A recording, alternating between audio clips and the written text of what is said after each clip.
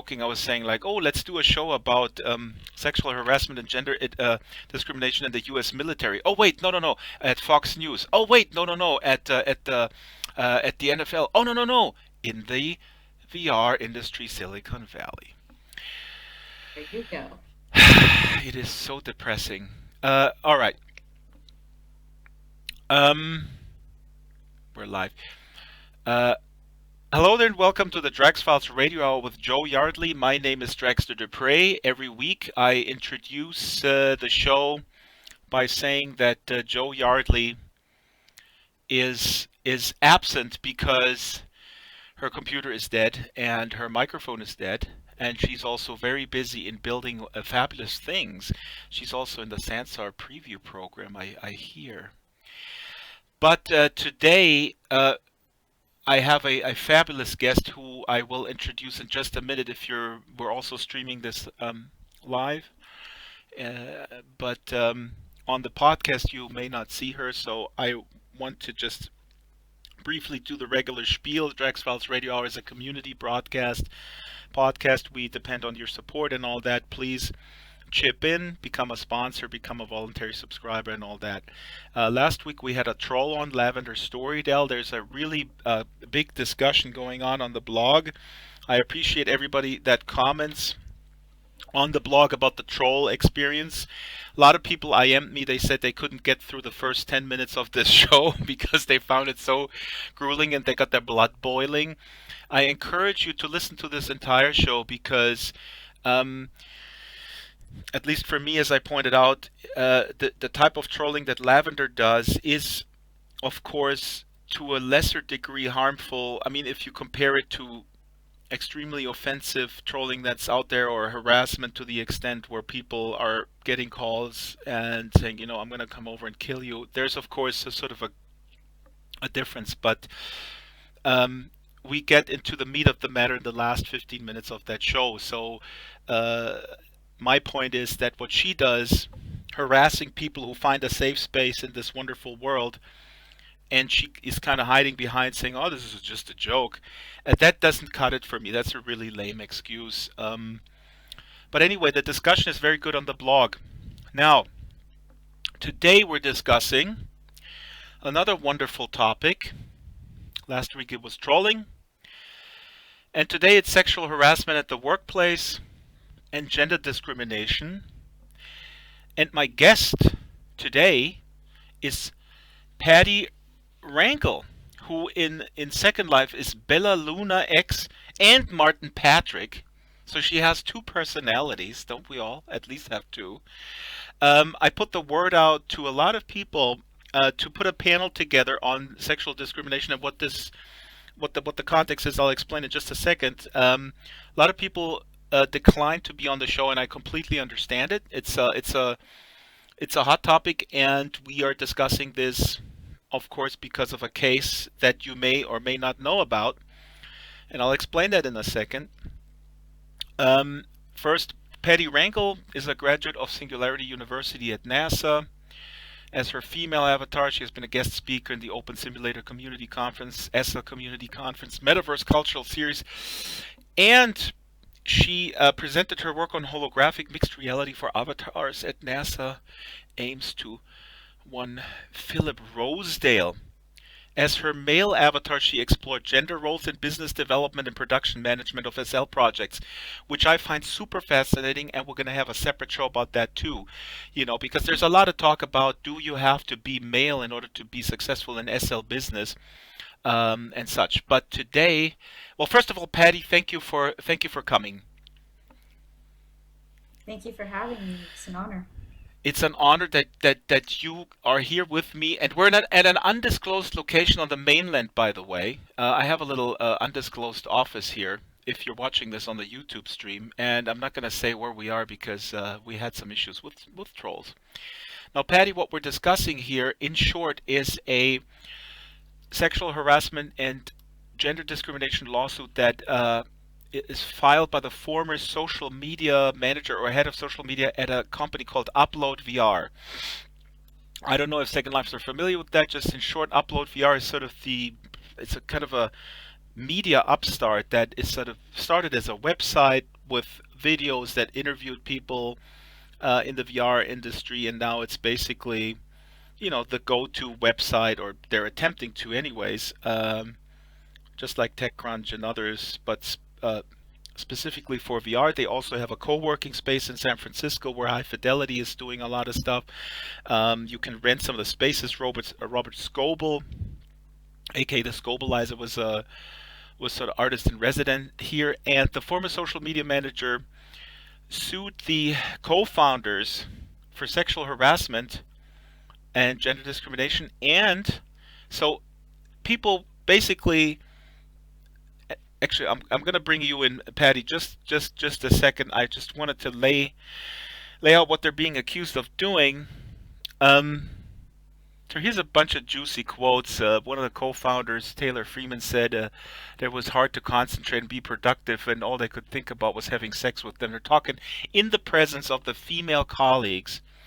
And then this other guy said that he had a boner and had to go to the restroom and rub one out in order to continue working. Also, what is alleged in this lawsuit is that they had a kink room where they encouraged employees to have sex during work hours. And lastly, what I find really interesting, I'm reading this off the Ars Technica blog.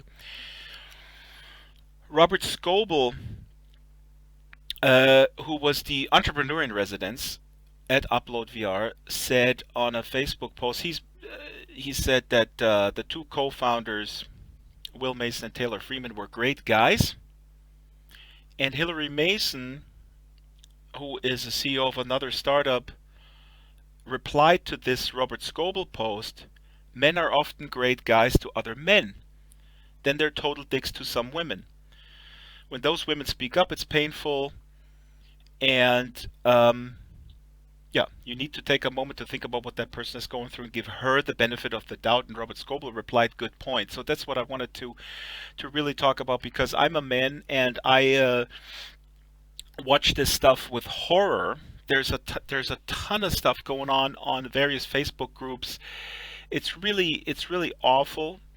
And I joked when I put this show together by saying, let's talk about gender discrimination and sexual harassment in the military at Fox News, or at some sort of sports club that are sort of boys clubs. But it seems like Silicon Valley is just another one of those boys clubs. Anyway, I talk too much, Patty. I'm sorry. Patty, when you heard the news, what what was your first reaction? I was appalled, and mostly because I have spent a career living that reality. Hmm. Since the first time I worked at the Olympic Games in 1996 until recently, this has been something that has happened in almost every job and place that I have worked at, and unfortunately has been tolerated.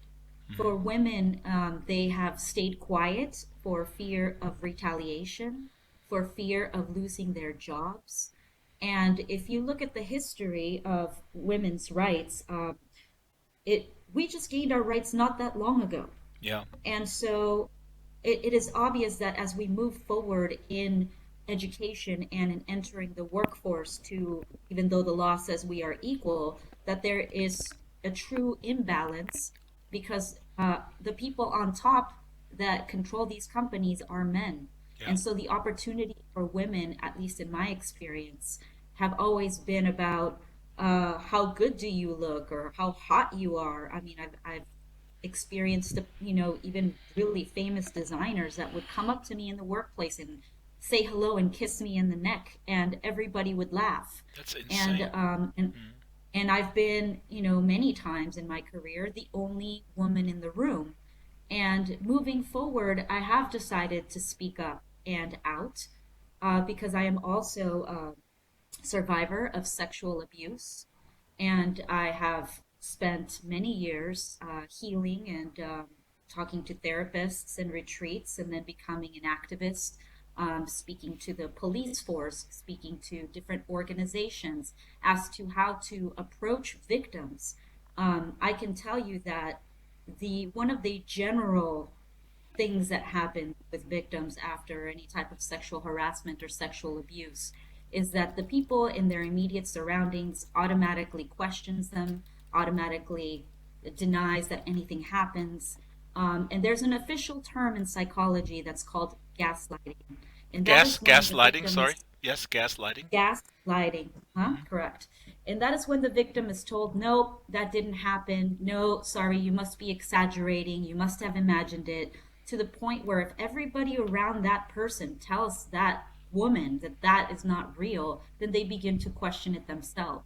Hmm. And it's very sad when it happens in the workplace when a woman is trying to basically just build up her dream. You go to school, nobody tells you the reality of the business world is going to be different because you're going to have to be faced with gender discrimination, people treating you like a sexual object. And so I'm proud of the women who are speaking up right now in the forums. I'm definitely recommend that the lawsuit continue. And I can tell you from experience that a victim or a survivor would not move forth into legal action without evidence. And we live in a time and age of technological evolution and disruption where technology is getting smaller, portable, wearable. And knowing that, it would be very stupid for anybody in a professional atmosphere to condone these type of activities because it could be recorded, it could be put out into the world, and it does require a certain level of professionalism and ethics that must be upheld. And so, as moving forward, I do hope that this lawsuit is taken seriously Hmm. because it's not fun to be part of an all boys club, and it is very real, and it is something that still happens today. And unless women speak up and out, that will never change, and it will continue to be accepted, and people will continue to brush it aside and say, well, they didn't speak up, so it must be okay. Right, and the lawsuits are necessary really to change things. Otherwise, without the pressure, it just continues. My immediate reaction was I was really shocked, and then my second thought was, oh wow, that's not surprising because these founders, they're kind of young and come from that gamer background, broadly speaking. And there's been a lot of stuff with Gamergate and with just some awful behavior of, and let's just put the cards on the table by extremely immature guys who are just, I don't know, maybe they never had any interaction with a woman. So I was not trying to diminish the magnitude, but I was basically, my own sort of first thought was, wow, the whole world, Silicon Valley and VR is sort of run by these kids who have absolutely never been taught properly how to act in settings with the other gender. But what you're saying, how you just described your own story, was that to you this is not a surprise in the sense that this happened at pretty much every workplace and not only in the tech industry. Correct. And it has continued to happen. And what I have noticed is that at the highest level, like the top professional teams in the world, you see it less. Hmm. But having spent time at Singularity University, at NASA Ames, and close to Silicon Valley, and a lot of very young people with their startups, it's almost like the ego is driving their technological innovation and experience because you have a lot of these young people that are coming out of school or in their early 20s, and all of a sudden they come into a lot of money, and the rock star attitude and the rock star It is a lifestyle little bit begins. like the music industry, I guess. Right? I Well, mean, even in Rockstar video games, I mean, some of their parties are just, wild. And so, hmm. it's almost like the norm. It's the boys' club, like, let's party. But at some point, there needs to be a separation between the business and professional world and what you would do in your own personal life. Well, but then you're kind of sort of not confirming what I said. And again, I mean, you know, we can walk and chew gum all, at the same time, and these things can be true at the same time. But what I hear from you're saying is that one of the ways you analyze this is that there is a connection between young people who come into a position of power. They, they may not have had this, like I said, the they're not fully formed in sort of societal uh, civilized behavior. And oh god, I hate that term civilized behavior because civilization is a very thin veneer.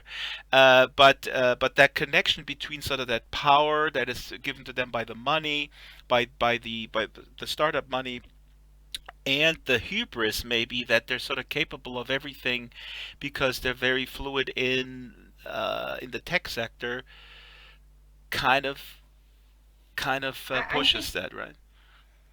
correct, and immaturity is a factor in this. I mean, at the same time, it is not an excuse. These men Almost have certainly not. Absolutely. exactly, and I mean, these men have I'm just trying mothers to. and they have I want to sisters make clear and that they I'm have not. girlfriends.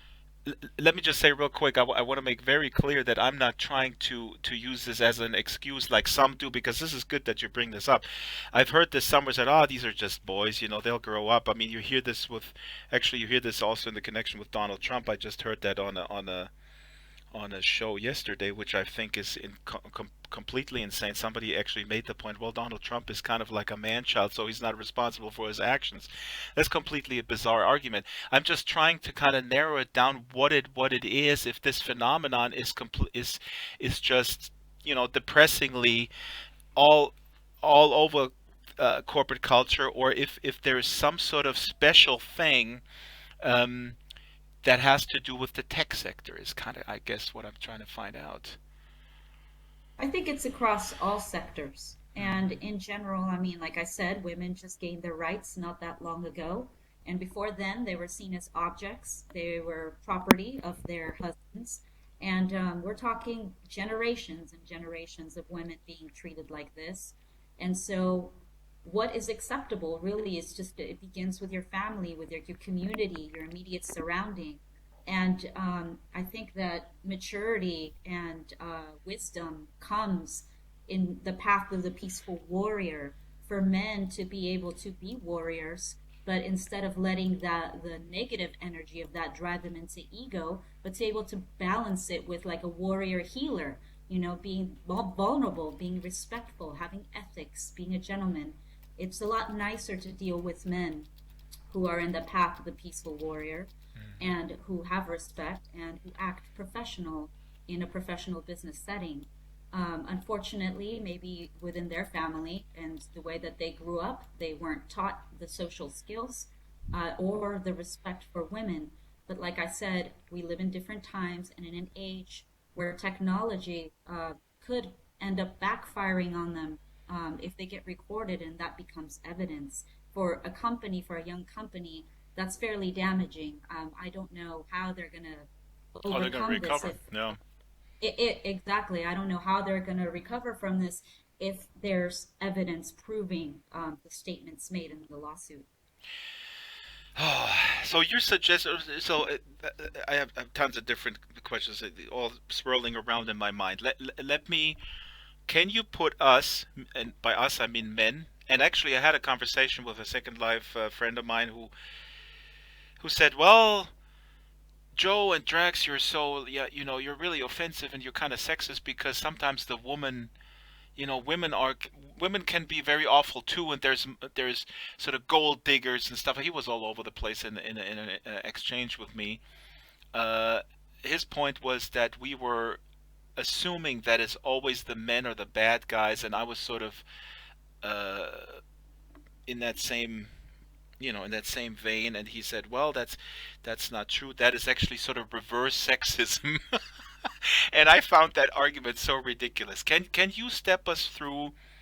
You hinted at it a little bit earlier. Somebody comes in and sort of kissed you on the neck, and others were laughing. Can you paint a picture, tell a story how that sort of everyday sexism harassment, Hmm. sexual harassment happens?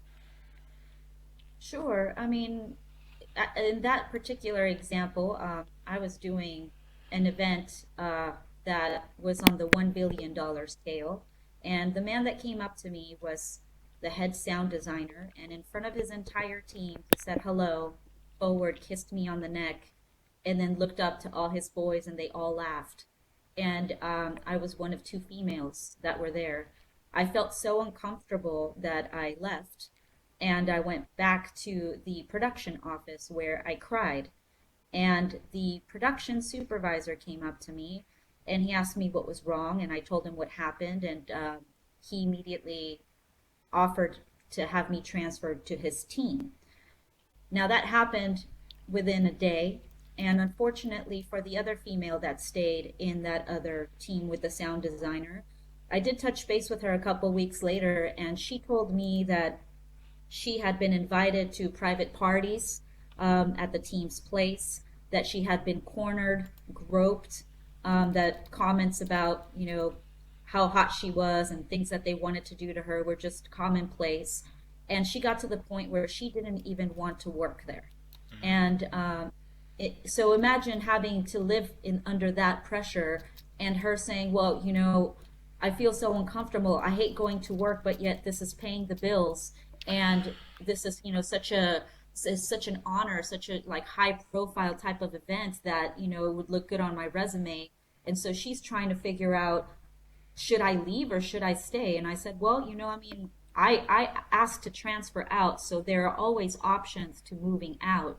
Now, in regards to what you said, that, I always hear these arguments from men about, oh, well, women and they do the same thing too. And yes, there are women out there that, do things that are not so nice or, that might be gold diggers. Yeah. But like, again, it is not an excuse I mean, to we don't act even that have way to, you in know a what? professional Sorry. environment. Let And me. I'm not saying you said it. I'm not Yeah, yeah, accusing yeah, you of yeah. saying No, it no, at no. all. I'm just saying I overall.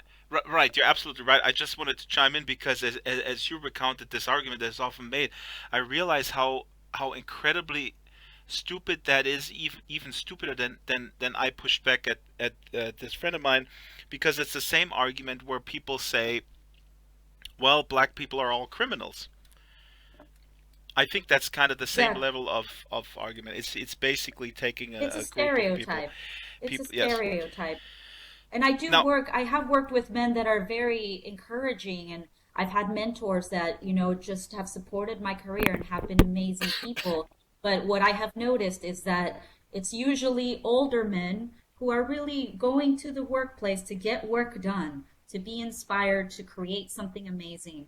And it does take a different type of life experience to get to that point and to get out of acting like a child and do well, these but type I of really, I things mean, that, you hinted you know, also at something important earlier. Sorry to step on you here, but the other thing is really, again, the factor that these are young men who come into a position of power very suddenly in most cases. And I always think, I'm a father myself, and I always think, what can I do better in conjunction with these other sort of institutions like schools and such? What do I need to give my child on his way? In this case, it's a boy, and I'm worried about not properly equipping him with behavior. I mean, we live in a culture where there's rape culture. There is incredible stuff going on in elite schools, and then very often there's case after case after case where sort of star athletes that may fall into or that may do one quote unquote bad thing, i.e. raping someone, and then the judge, the name escapes from the Stanford guy, where the judge says, well, that was just sort of one little mishap and we don't want to ruin his life. I find that incredible. I don't want to ruin anybody's life and put them in jail for the rest of their lives. I want to find better solutions. But to say that because someone is sort of a rising star in some sort of industry, and then saying, well, this guy, yeah, he raped someone, but we all make mistakes. That's insane. But that's the world we live in, it seems. well, that's So we're not equipping. discrimination. The point is we're not equipping young men We, and by we I mean parents, schools, other institutions, with the proper tools to, I don't know. Oh God, it's Well, terrible. it really does. It really does begin with just having the conversation and acknowledging that it happens. From there, it evolves to education. But if you look at the way that things have been over many generations, the immediate reaction was denial. And then after that, it's like, let's brush it under the carpet and pretend that it didn't happen. And it's not, it's like Lady Gaga said, until it happens to you, it won't be real. That's That's right. very true. And I can tell you that as a survivor. It's very different to live in the shoes of a survivor and live with that trauma, because that trauma can last a lifetime, and it involves guilt and self-hatred and, a feeling of injustice. And, it's not right that you can damage somebody's life because you just want to brush it under the rug, or because somebody made a mistake. There's a difference. You can make a mistake. Oh, I ran across the street on a red light. That's a mistake. That's a mistake. Raping someone, mistake. That is intentional, and that is something that needs to be prosecuted under the full extent of the law. And it's Hmm. not until people start speaking up and out that that is going to stop. But the first step is recognizing it and saying, yes, it happens, and having the courage to speak up about it. Like you said, you approached a couple of people that said, hey, I don't know if I want to be part of that panel. Well, I can tell you that being a survivor and finding the courage to speak up was one of the most difficult things of my life, because after I healed, I just wanted to put it away and forget that that part of my life existed. But what has me here today is knowing that if I don't speak up, if I don't say anything, that this could happen to other people. And it happens to men just as much as women, except the documented cases that are reported of men getting raped are less because of the ego, the macho, and oh well, we don't talk about that. But just look at the impact of speaking up in Europe. The soccer players that are talking about how when they were in their teens and they were part of these soccer clubs, that their coaches were raping them. Yeah. It's even more difficult for a man to say this happened to me. Well, And what is? so I when they try to cover it up or they try to deny it, it just makes it easier to deny it and not make it real when it happens to a woman, because if it's not real to them, how could they accept that it happens to anyone else? Right. This is I think what people don't understand. I just want to say on the live YouTube stream right now, Jimmy Drake says, "So brave of you to talk about this." So this is awesome. We got another question which I'm going to post later, coming in from the YouTube stream, but that needs to be really emphasized. The to speak up. There's a lot of things. Oh, she's just trying to make, or she's just trying to make money or headlines or whatnot. The the likely repercussions against a woman speaking up, the the, the negative the possible negative repercussions are so huge, um, that I think that that's really not a not a good argument of she's just doing it for attention or money, in the lawsuit. I think that's in most cases a sort of Exactly. a knee-jerk reaction of a man, which is baloney. That's not to say that 1 out of 100 or whatever the statistics are is possibly a false rape accusation, possibly, but that should not be our first reaction to news like that. I don't know. I mean, Exactly. and The and victim becomes ostracized. I mean, that is the yeah, reality of things. that's the norm. The Completely. norm I mean, is that the victim becomes ostracized, ridiculed. It's very hard to continue, the job, and as you pointed out, because, and I think we really got to keep this in mind, that that women's rights, or the equality between men and women in terms of legal, of the law and such, is really not uh, that long ago when that was instituted. And I think you find older people today who very easily would say, because of their own experience probably, like, oh, she should just sort of like calm down about it, and why is she making such a fuss? You hear that with a lot of things, including this, and I've heard it myself. So yeah. and you also have to recognize that we are dealing not with money, but with power. These men They're young guys, they're good looking, they're millionaires. It's not like they can't get a girl or get a date or have a girlfriend.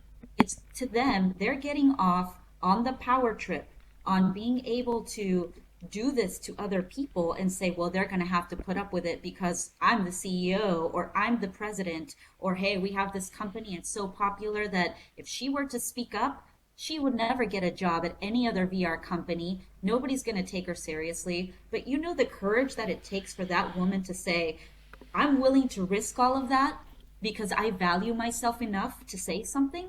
She's Mm. not just thinking about herself, but she's thinking probably about all the other women that are living that reality. And for the younger generations and the younger women, it's like, ladies, you don't have to put out to be successful. You don't have to have sex and climb the ladder. You have brains. You live in a day and age where technology is now affordable, where content is being crowdsourced, where you could have your own virtual reality studio in your home, and you don't need to put up with this type of behavior. The law will deal with them, but it's also an option and a decision where you choose to respect yourself enough to walk away, and even greater respect to somebody that speaks up and says, this is wrong. Because, yes, the law can say you are equal and you're not allowed to do this. And these are the laws against discrimination. But to deal with the retaliation and the community ostracizing you is a it takes a lot of courage to do that. Why can't we just? It's funny that you say because, of course, your own resume is you're now here as a female, but this is a male avatar, and you have explored gender roles. And I've talked to many uh, Second Life business women who said that they would have been much more successful if they had started out as men, and some are men, or their business brand in Second Life are men. So this is just this is just totally interesting. So to me it's interesting, and at the same time it's so frustrating that we still live in this such middle ages in that regard, um, that we somehow evaluate also businesses higher, or we value them higher when they're run by men, even in Second Life, which is a on paper Yes. a free environment where we shed away, these norms fall by the wayside in a good way. Every time I've done a presentation using Second Life in a professional environment, the first thing people notice is, what is my avatar wearing? Does she have big boobs? Does she look kind of slutty? It's like, okay. And then in world, doing business with other avatars, I it's almost like the second they hear that I am a woman, things take a little bit longer. Some people just don't get back to me. So Hmm. finally, after a couple years of being in SL, I said, I'm going to try being a guy and using some voice morphing software so that, I thought about Charlie's Angels. Like, how great would it be if I'm Charlie and, Mhm. and I'm kind of controlling everything, but, it's really a woman behind the speaker.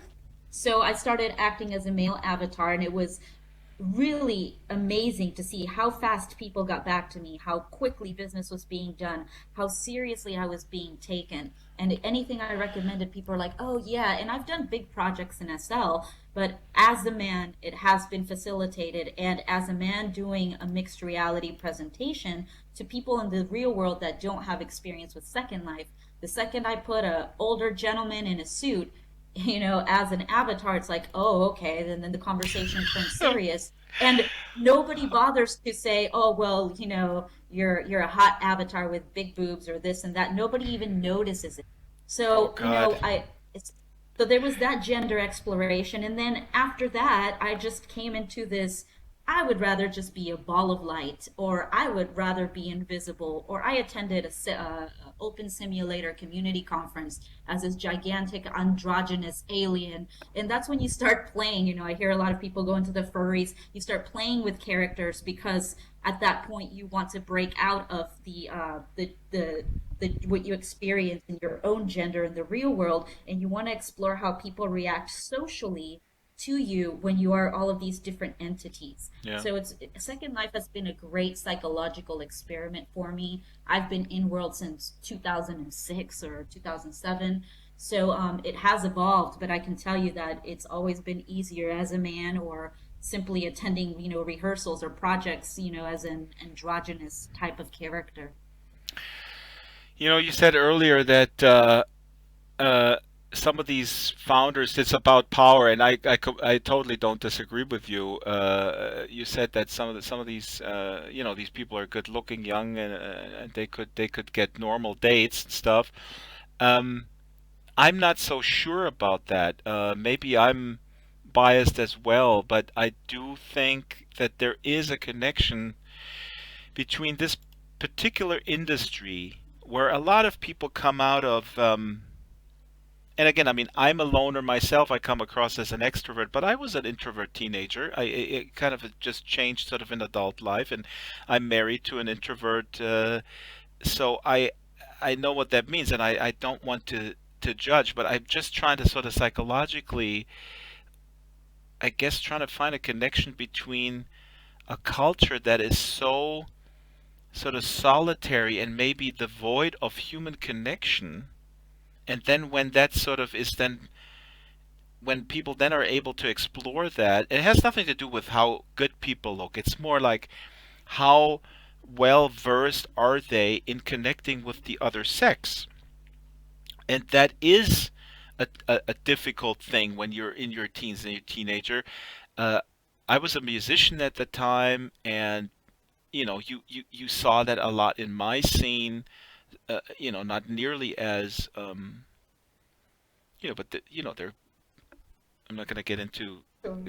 groupie culture, but it's what I'm trying to say is there a connection between the game industry, the virtual reality industry, where a lot of people from the outside would say, "Hey, why don't you go outside, smell the flowers? Why don't you go outside and play with your real friends instead of sitting in front of the computer?" Is there a connection between engaging with technology maybe too deeply and then being like all uh, eh, eh, eh, devoid of dealing Yes.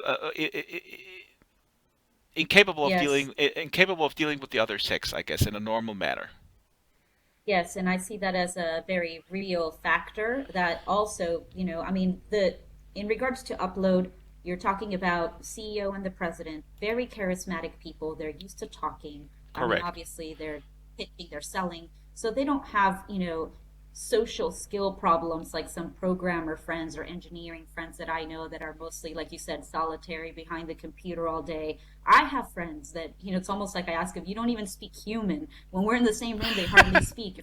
If I get them online, it's like I mean, it's just like nonstop Oh my conversation. God, Patty, So when you're Patty, now that you're sorry, I have to interrupt you, but now I feel like a total jerk because you're absolutely right. And now I feel like what I said is really playing into a stereotype of sort of the loner being sort of the sexual creep. Because you're making a good point. These two guys at Upload that are accused of doing all this stuff, they are certainly not that stereotype sort of coder in their little basement and then, hello, oh, and start sweating when they see a woman. So I exactly. I cer mean, they were throwing parties. Basically, the right. environment was like one giant party in the office. I mean, that's not like your typical loner. Maybe I think that the other men in the office, and this happens a lot too, they might just support that type of environment because they want to avoid conflict, and they kind of want to go along with the cool guys. It's like, oh, ha, ha, yeah, I'll laugh about it. I'm not going to say anything about it. But, it's like you always have to look at the top for where the problem is stemming. And if the CEO and the president are saying, hey, this is who we are, this is what it's like, and they're setting the example, then they're making every other man in that office think that that behavior is okay.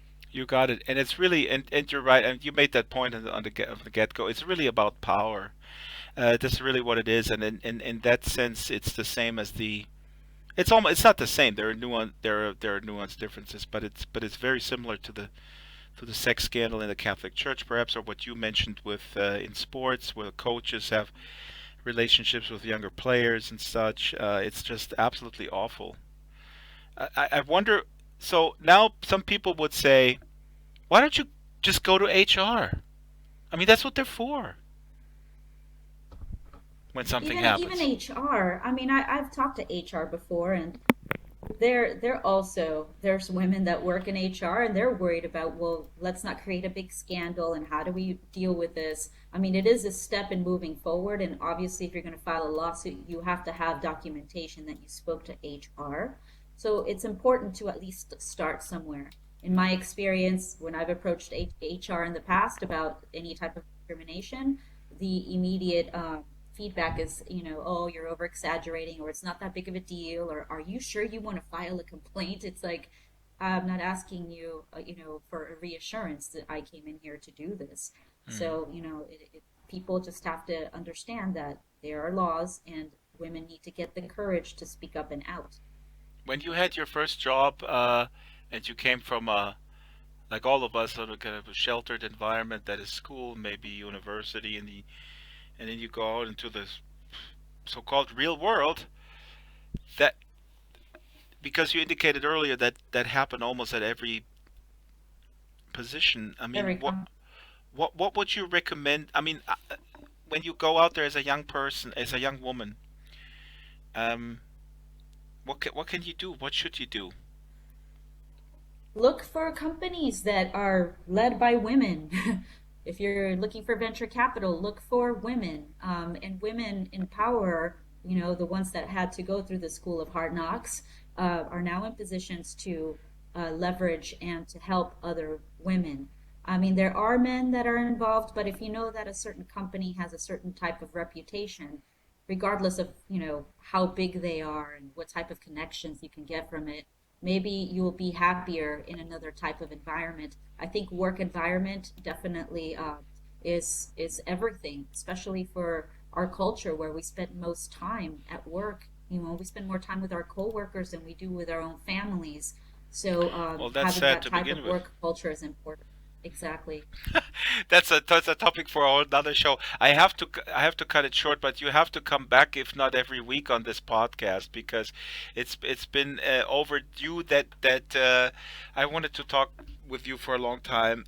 I have to wrap it up because we're filming today, as we tape this, uh, a scene for the upcoming video profile about Arthur Schwartzman. My last question would be, and again, all the contextual info about Patty and about this lawsuit here against the two co-founders of Upload VR is on the blog.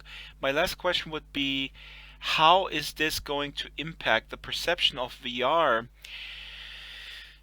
in the public's mind, because there's a whole bunch of things. I mean, this would is actually, I think, maybe higher profile and sort of seeping outside of the bubble that we live in than maybe Oculus Rift founder Pamelaki's support for Trump and certain online trolls, which I also found just absolutely abhorrent and shocking. And actually, I wasn't that surprised because I have had interacted with Pamelaki in the past.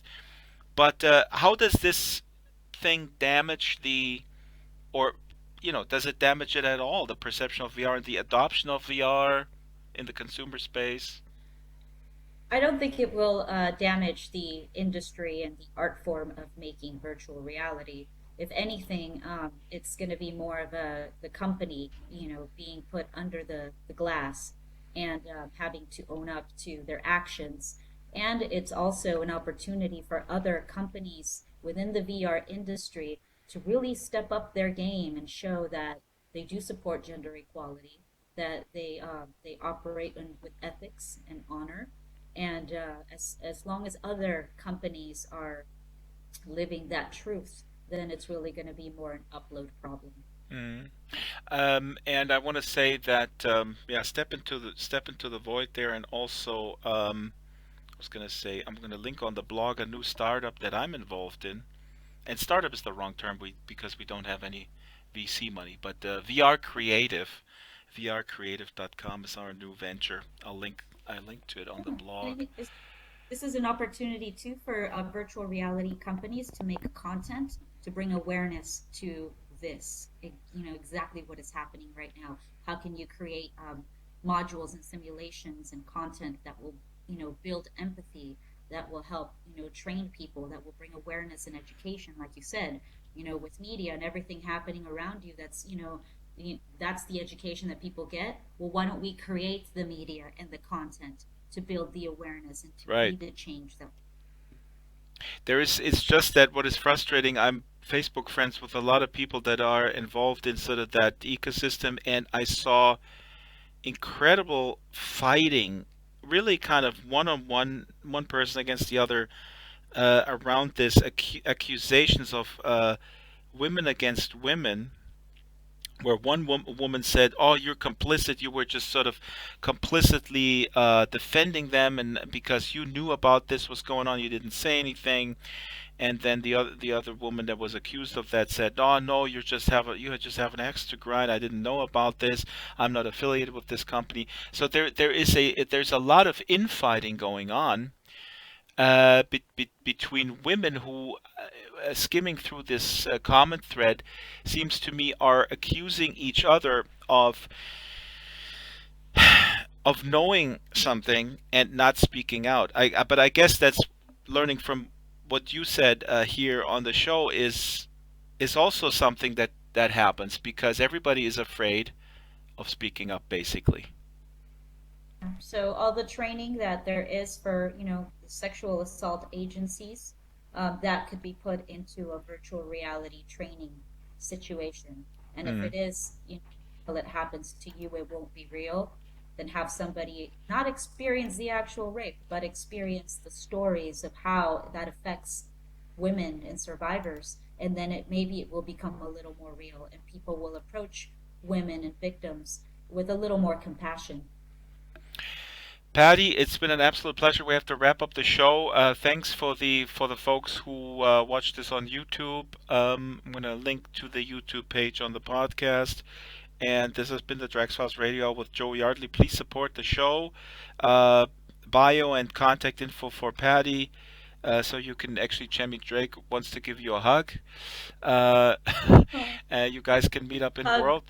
And yeah, absolute pleasure. We'll have you back. This is the show. Have a great weekend, everyone, and goodbye. Goodbye. Thank you.